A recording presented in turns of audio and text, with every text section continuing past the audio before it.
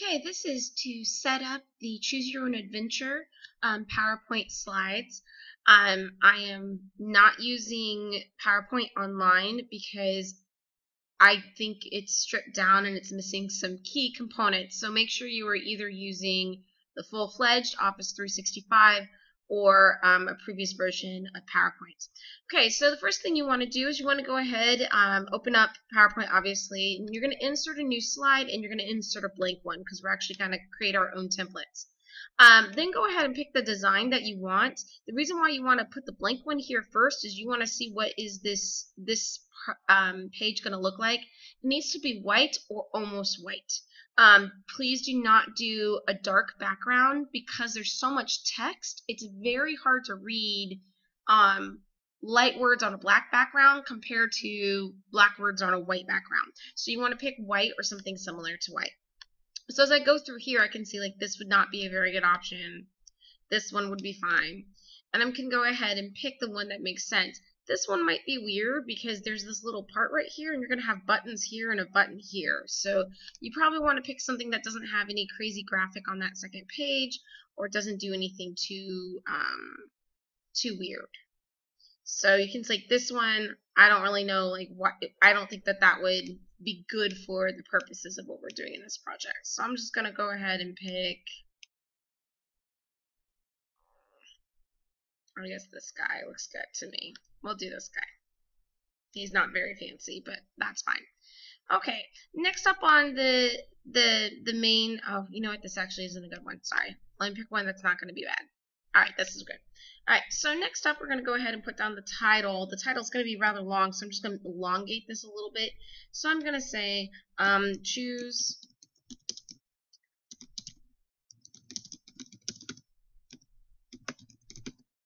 Adventure, and then Midsummer Night's Dream, and then you can make this, you know, whatever font and whatever look that you think would make it look fancy. I'm going to make it a little bit bigger, and actually I'm going to go ahead and line it that direction just because that's how I prefer it. Maybe just a little bit smaller. Okay, don't forget that for A Midsummer Night's Dream, that is the title. Oh, that's interesting. That is the title of the book, so you'll want to make sure you're italicizing it. Okay. And then I'm going to go ahead and bring this little dude, oh, well, I guess I can really say here, Theseus point of view. Sorry, typing Theseus. Okay, so that's what I'm going to kind of leave this guy with. The next guy over, I'm going to go ahead and I'm going to, because I'm leaving it blank so I can make my own, I'm going to insert a text box. This will be the main part of the text.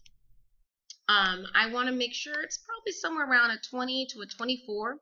For font, I want to make sure I'm picking something that is good for digital reading. So in print reading, what's good is fonts like, you see how the book Antiqua has these little like loops at the end of its letters? Those little feet and those little loops like that, that makes this what is called a serif font. That's good if you're going to print something out. But when you're reading something digitally, we actually read faster if it doesn't have those little things. So something like Arial would be good. Something like Trebuchet would be good. And so I'm just going to go ahead, go down, and I'm going to get Tahoma, because I think Tahoma does a good job of being big looking, but isn't, I don't know. I'll go ahead and go with my Trebuchet. That's my usual, honestly. And you'll probably bump it up just a little bit in the font world. Let's just see. Let's just leave it at 24. I think it'll be fine. Okay. Then you're going to go and you're going to insert another text box. I'm going to insert this little text box down here. And this is going to be my button that I'm going to create. And so I'm going to say something like to, and then I'm going to leave it blank. I'm going to say click here. All right. On my button, I can go over to formatting, and I can add something like that, or I can make it a little bit more interactive, like this. Let's see what that one looks pretty. Okay, and you'll see that this font also is a goes back to that serif font, so I want to go ahead and select that and also make that trebuchet. So I think I'll probably make this guy a little bit longer because I do want it to go and see how this button would actually look. Because I want it to go down to there. Okay.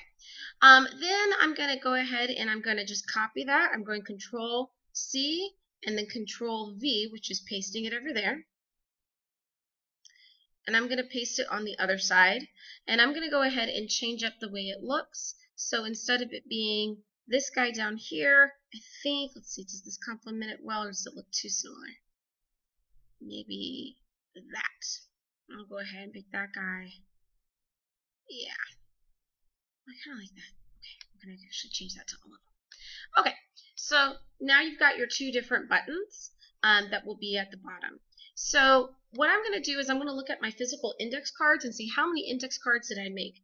I'm going to copy this entire slide. So if I go copy, that would work, or I can go Control C, and then I have 14 index cards, so I'm going to keep just pressing Control V all the way down until I get my 14. Okay, and that is honestly that, and that's how you want to set it up at the very beginning.